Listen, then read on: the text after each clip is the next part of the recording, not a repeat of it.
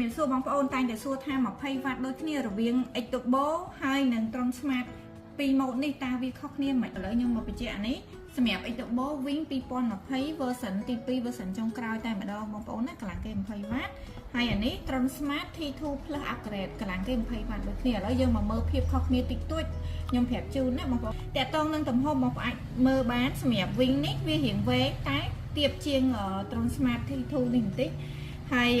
តកតងនេះវារៀងកម្មាប់ជាងខ្លីជាងតិចណាហើយសម្រាប់ពីម៉ូដនេះគឺកម្លាំង20វ៉ាត់បើនិយាយទៅកម្រិតសំឡេងអានេះ20វ៉ាត់ដែរTron Smart 20វ៉ាត់ដែរសម្រាប់Tron Smart សំឡេងគាត់20វ៉ាត់ដែរប៉ុន្តែគាត់រៀងលឺខ្លាំងជាង X-Turbo បន្តិចបងប្អូនណាហើយតកតងនឹងកម្រិតថ្មក៏រៀងខុសគ្នាបន្តិចដែរសម្រាប់ Wing នេះបានតែ13ម៉ោងទេតែបើ T2 នេះបានរហូតដល់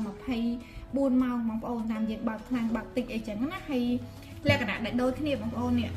ស្ទះខាងមុខនេះហើយខាងមុខនេះគឺប្រភេទស្ទះដែកដូចគ្នាទាំងមុខទាំងក្រៅគឺដែកដូចគ្នាបងប្អូនណាហើយគេមាន logo Tron Smart ផុសមកក្រៅចឹងទៅហើយសម្រាប់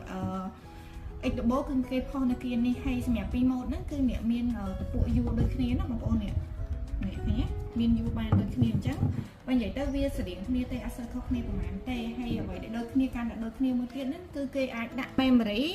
ហើយនឹងដោត AUXពីទូរស័ព្ទកុំព្យូទ័រអីចឹងទៅហើយប្រភេទសាកថ្ម Type C ដូចគ្នាបងប្អូនអញ្ចឹងប្រភេទនេះក៏អាចដាក់ memory បានដែរបងប្អូនណានេះ